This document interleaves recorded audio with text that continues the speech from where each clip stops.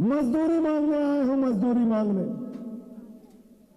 जैसे एक मजदूर से आप 8 घंटे काम लेते हैं, शाम को अपनी मजदूरी खत्म करता है, आप पूछते हैं तुमने दिन भर में काम ठीक किया कि नहीं किया, उसके काम को चेक करते हैं, देखते हैं उसने 8 घंटे की मजदूरी अच्छी की तो पूरा पैसा मजदूरी का उसको देते हैं। मैं आज आपसे कहने के लिए आया हूं कि आपका बेटा, आपका लाल अरविंद केजरीवाल जेल में है। उसने आपकी सेवा पिछले 9 वर्षों में आपके भाई बनकर, आपके बेटे बनकर, आपका लाल बनकर किया कि नहीं किया, हमको बताओ। किया कि नहीं किया बताओ, हाथ उठा के बताओ। कोई नेता ऐसे बात नहीं करेगा, लेकिन ये अरविंद केजरीवाल का काम है कि हम लोग सीना तान के और सर उठाकर पूछते हैं, केजरीवाल साहब ने अगर आपके बच्चों के लिए अच्छी शिक्षा दी तो उनको वोट देना। केजरीवाल साहब ने अगर आपके बच्चों को अच्छा इलाज दिया तब उनको वोट देना। भारत की आजादी के बाद पहली सरकार अरविंद केजरीवाल की, जिसने 200 यूनिट बिजली फ्री दिया, 400 यूनिट बिजली आधे दाम पर दिया। अगर ये काम किया तो वोट देना। अगर फ्री पानी देने का काम किया तो वोट देना। बुजुर्गों को तीर्थ यात्रा कराने का काम किया तो वोट देना। माताओं बहनों के लिए, मजदूर महिलाओं के लिए, कॉलेज में जाने वाली बेटियों के लिए बस की यात्रा फ्री की तो वोट देना। 1000 रुपए प्रति माह माताओं बहनों को देने की योजना ला रहे हैं और उसको पूरा करेंगे, ये भरोसा है तो आम आदमी पार्टी को और अरविंद केजरीवाल को वोट देना। सेवा की है तो मजदूरी दोगे ना? हाथ उठा के बताइए, हाथ उठा के बताइए, क्या गुनाह है भाई अरविंद केजरीवाल का? क्या गुनाह है? बहन जी बताओ, कोई गुनाह है? कोई गलती किया? कभी आप में से कोई मिलने गया, कभी ऊंची आवाज में बात की क्या केजरीवाल ने? किसी से ऊंची आवाज के बात की? किसी को झिड़क के बात किया? जब भी गए प्यार से बात किया? कोई बुजुर्ग मिलने गया तो पैर छू लिया? तीर्थ यात्रा करने गए तो ट्रेन पे छोड़ने चले गए? गए नहीं गए बताओ हमको? गए कि नहीं गए बताओ हमको? आप बताओ हमको। जब 15 में दूसरी बार मुख्यमंत्री बने, पहली बार तो 49 दिन की सरकार से उन्होंने इस्तीफा दे दिया। और देखिए भाजपाई कितने कलाकार और बदमाश हैं। जब 49 दिन की सरकार से इस्तीफा दिया तो पूरे दिल्ली में क्या कह रहे थे? केजरीवाल भाग गया, केजरीवाल भाग गया, केजरीवाल ने इस्तीफा दे दिया। इस्तीफा क्यों दिया, क्यों दिया, क्यों दिया?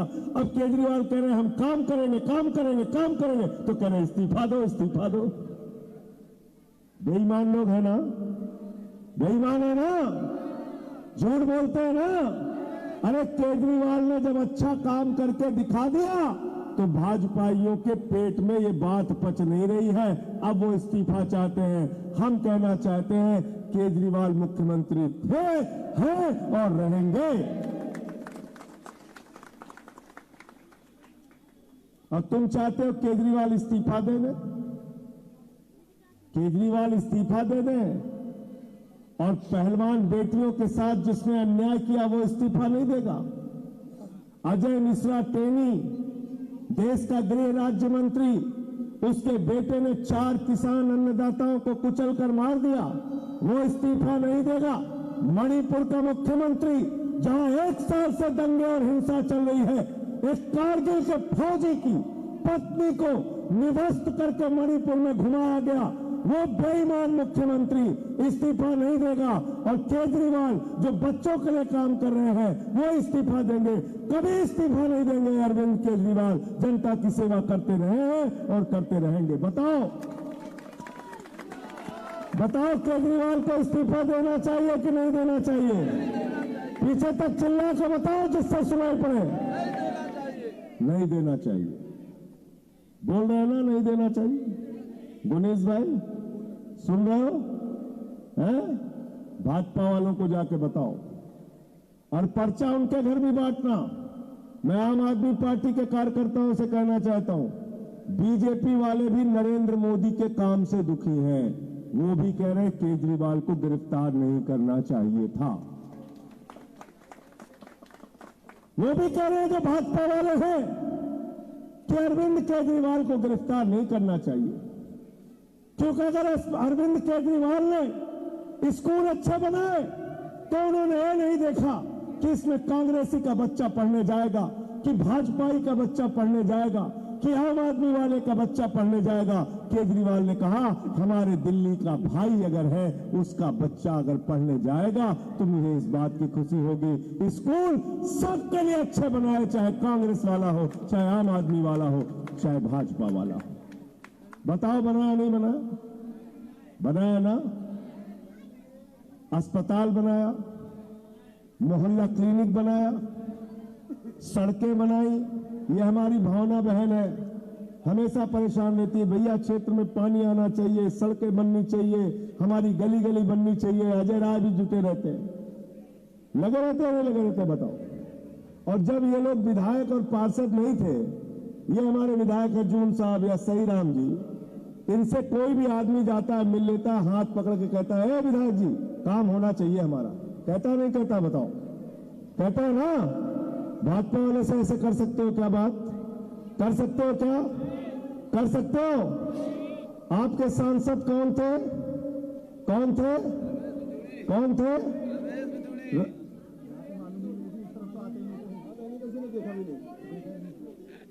पीछे से कोई कह रहा गालीबाज सांसद, कह रहे नहीं कह रहे? गाली दे। संसद के अंदर जो आदमी गाली देता है, देश की संसद में जो गाली देता है, उसमें वो भाजपा का सांसद था? बताइए आप, बताइए। तो इसलिए मैं आपसे कहना चाहता हूं, आम आदमी पार्टी वालों को तो जब चाहोगे, दिन हो रात हो, कभी भी पकड़ सकते हो। हमारा काम होना चाहिए, कह सकते हो।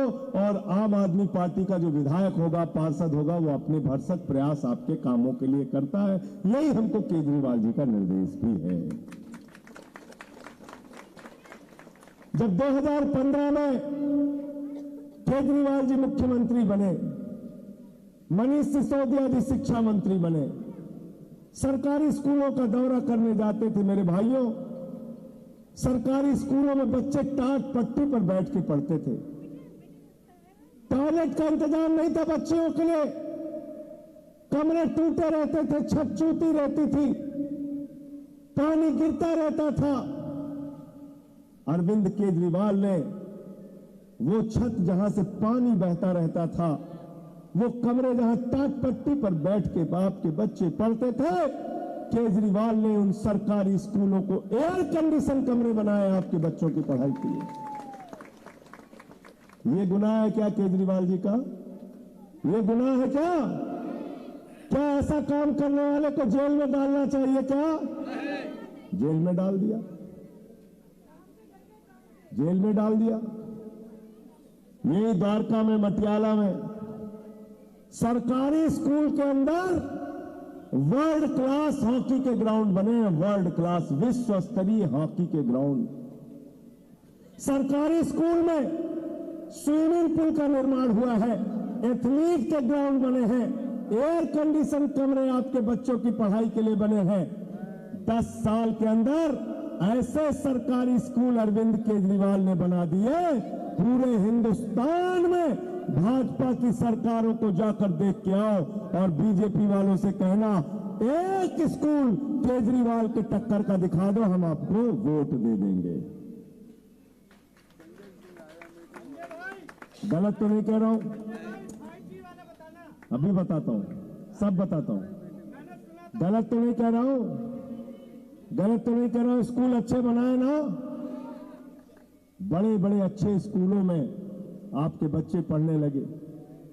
एक रिक्शामान का बच्चा, एक ऑटो वाले का बच्चा, एक झुग्गी वाले का बच्चा, वो कभी कल्पना नहीं कर सकता था कि बड़े बड़े प्राइवेट स्कूलों में भी आ सकता है। लेकिन अरविंद केजरीवाल जब मुख्यमंत्री बने तो उन्होंने कहा 25% आरक्षण प्राइवेट स्कूलों में गरीब के बच्चों का है, राइट टू एजुकेशन के तहत, और सारे बच्चों का दाखिला होना चाहिए। जहां लाखों लाख रुपए एडमिशन के लिए खर्च होते थे, आपके बच्चे वहां पर मामूली फीस में वो बच्चे दाखिला पाए हैं कि नहीं पाए हैं, बताओ।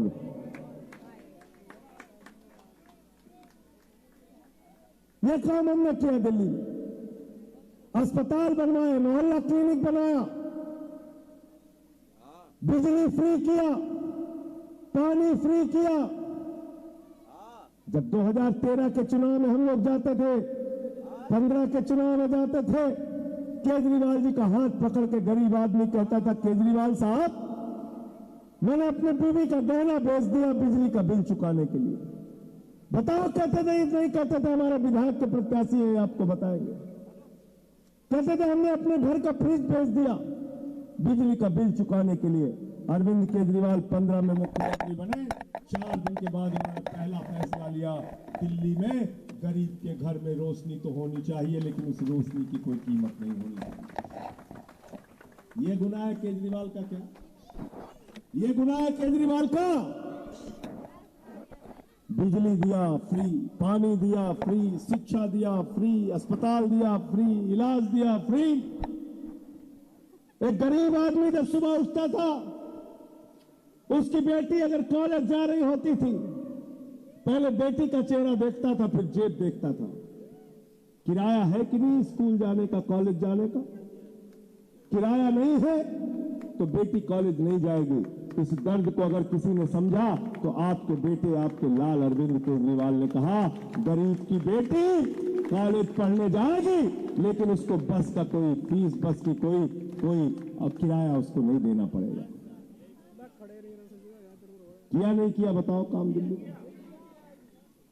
अब जिस आदमी ने इतना दिन रात आपके लिए काम किया, उसका हाथ पकड़ के ईडी के अधिकारी जब लेकर जा रहे थे, जब उनको जेल में ले जाया जा रहा था, अपराधियों की गाड़ी में बैठाकर जब आपके बेटे को जेल में ले जाया जा रहा था, मैं उस वक्त जेल में था, मैंने वो तस्वीर देखी तो मेरी आंखों में आंसू आ गए। मुझे तकलीफ हुई कि जो आदमी पूरे दुनिया में, पूरे देश में दिल्ली का नाम रोशन कर रहा है, शिक्षा और स्वास्थ्य का बेहतरीन मॉडल देके पूरे दुनिया में उदाहरण प्रस्तुत कर रहा है।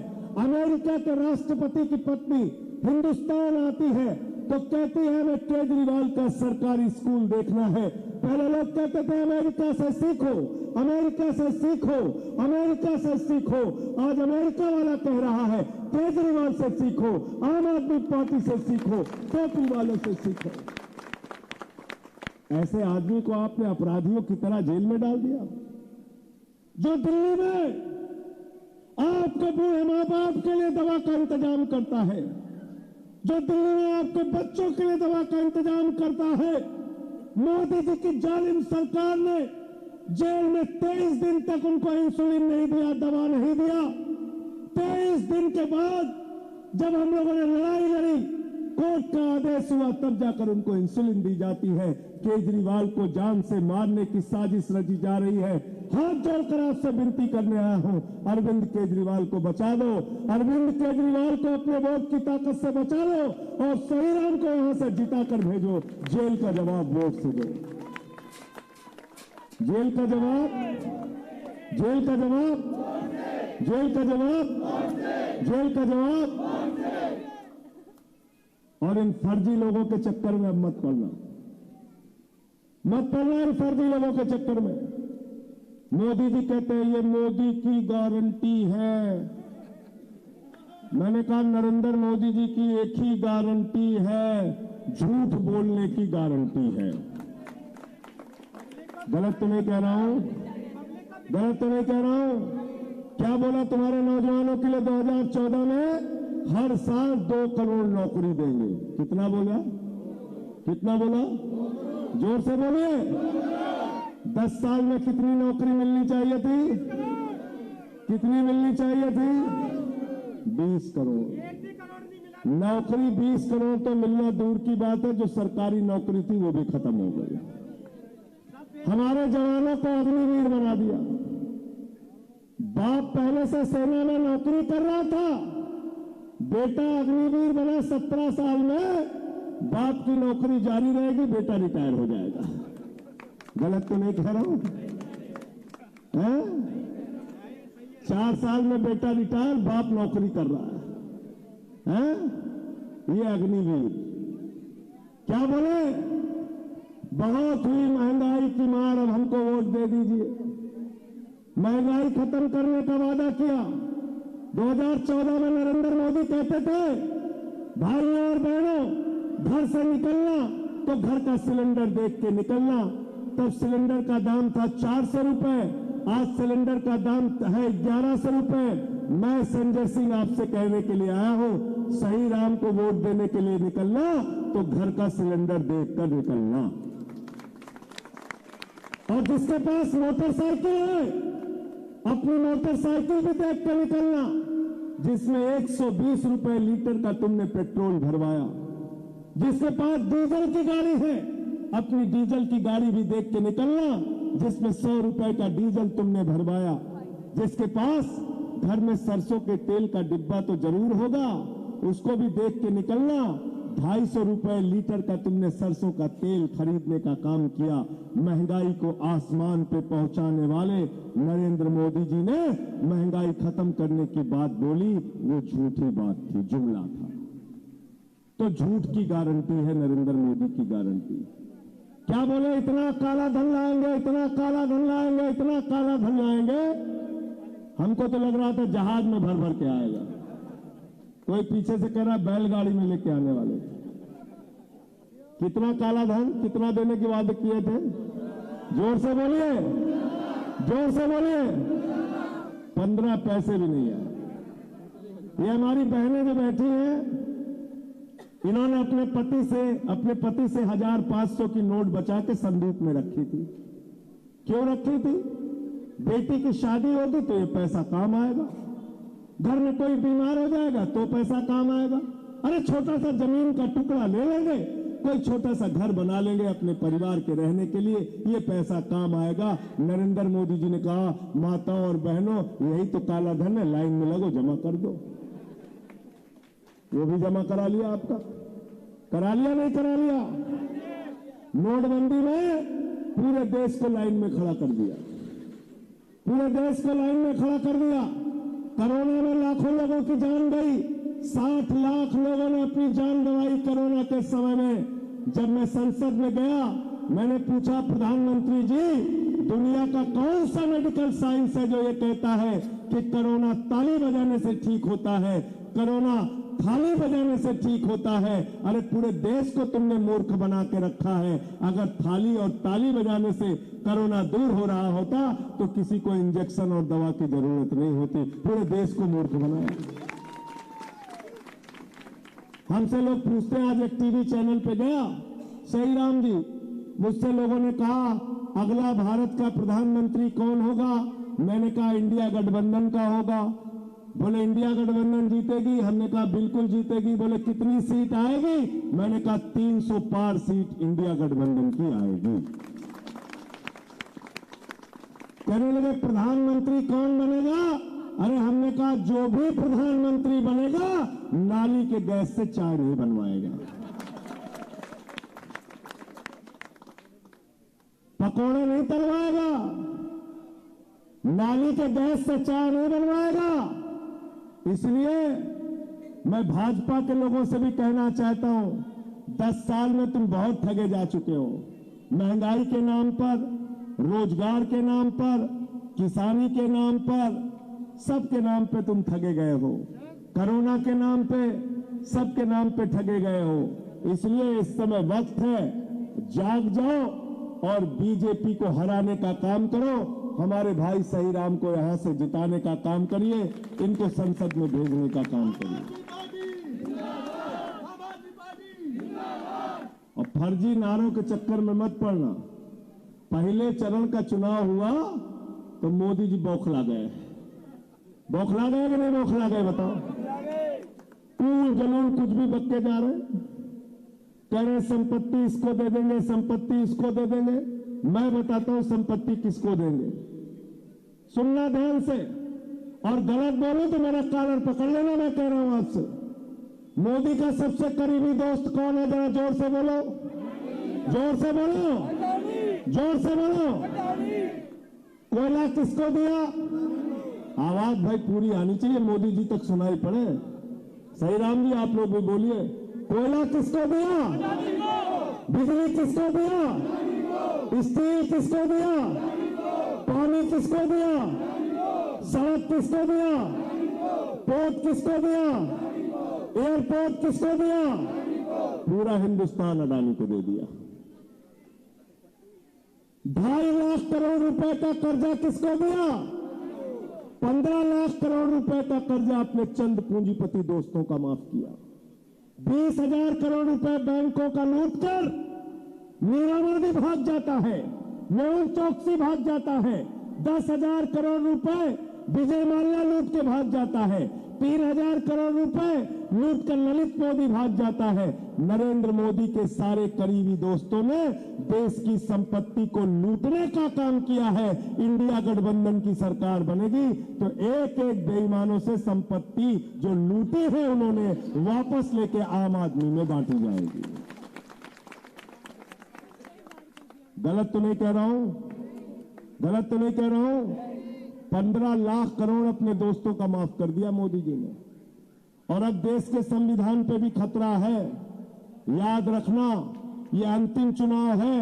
वोट देने की ताकत इसके बाद नरेंद्र मोदी जी खत्म कर देंगे आपकी। लल्लू सिंह कह रहा है अयोध्या का प्रत्याशी 400 सीट दे दो, संविधान बदलना है। अरुण गोविल ने कहा 400 सीट दे दो, संविधान बदलना है। ज्योति मिर्जा ने कहा 400 सीट दे दो, संविधान बदलना है। अनंत हेगड़े केंद्र सरकार के मंत्री रहे, वो कह रहे 400 सीट दे दो, संविधान बदलना है। मैं कहना चाहता हूं जब तक हम लोग जिंदा हैं बाबा साहब डॉक्टर भीमराव अंबेडकर के लिखे गए संविधान को बदलने नहीं देंगे।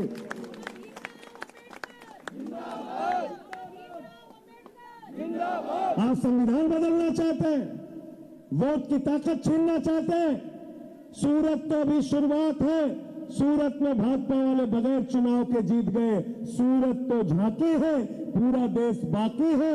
अगर ये गलती से जीत गए पूरे देश में चुनाव खत्म करेंगे, आरक्षण खत्म करेंगे, देश का संविधान खत्म करेंगे। हम ये काम कतई होने। अब अंत में 400 पार के इनके फर्जी नारे की हकीकत बता के अपनी बात खत्म करूंगा। क्या कहते हैं भाजपाई? 400 पार, 400 पार, 400 पार। इस नारे के चक्कर में मत फंसना, इस नारे के चक्कर में मत फंसना। बंगाल में गए मोदी जी, कहने लगे 200 पार, 200 पार, 200 पार। आई 77 सीट। दिल्ली में आए, कहने लगे 45 पार, 45 पार, 45 पार। आई 8 सीट। महाराष्ट्र में गए, बोले 150 पार, 150 पार, 150 पार। आई 105 सीट। हरियाणा में गए, बोले 75 पार, 75 पार, 75 पार। आई 40 सीट। मिजोरम में गए, बोले 21 पार, 21 पार, 21 पार। आई 1 सीट। अब कह रहे 400 पार, 400 पार, 400 पार। जनता करे तड़ी पार, तड़ी पार, तड़ी पार। इनके चक्कर में मत पड़ना। और अब हिंदू मुसलमान के चक्कर में भी बिल्कुल मत पड़ना। अपने मुद्दों पर वोट करने के लिए जाना, अपने मुद्दों पर वोट करने के लिए जाना। अपने बच्चे का चेहरा देख के जाना जिसके लिए केजरीवाल जी ने अच्छी शिक्षा का इंतजाम किया। अपने इलाके के मोहल्ला क्लिनिक को देख के जाना। फ्री दवाएं आपको अस्पताल में मिली, याद करके जाना। आपको बसों में फ्री यात्रा मिली माताओं बहनों के लिए, याद करके जाना।